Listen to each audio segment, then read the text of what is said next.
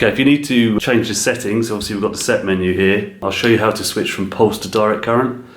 I have to keep pressing the buttons at the moment because if you don't make a selection within 7 seconds, the machine automatically switches to treatment mode, so it will come out of the settings menu automatically. So you can see a series of numbers displayed on the screen. P number, power numbers or percentage numbers. So P100 would be direct current. That means the power is applied 100% of the time.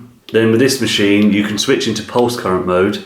So it switches to P50, the pulse light comes on the left-hand side there. And you can adjust in 10% increments, sort of different efficiencies. So where a P50 would apply power 50% of the time with an equal 50% break, obviously you can increase to 70-30, 80-20, or 90% power on with just a 10% break. Now what P90 does, which no other machine can do, it gives you an 80% more efficient treatment. So where pulse current applies power 100% of the time, that's very efficient but can be uncomfortable for many users. Pulse current, standard pulse current machines and most pulse current machines on the market operate in a equal P50 rotation, so it's half the power is on, so half the power is off in equal measures. So over a 20-minute session in P50, you're actually only getting 10 minutes of dosage because the other half of the time the machine is off. When you adjust this machine to P90, the machine is on 90% of the time with only a 10% break. So over your same 20-minute session,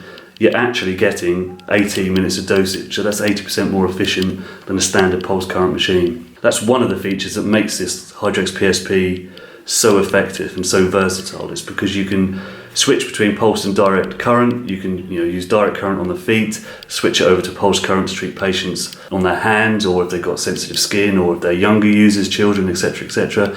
And where pulse current would generally only be viable for underarms and fewer results from that, with this increase in efficiency, you can actually treat much more range of treatment areas, including the feet, and plenty more sort of patients really.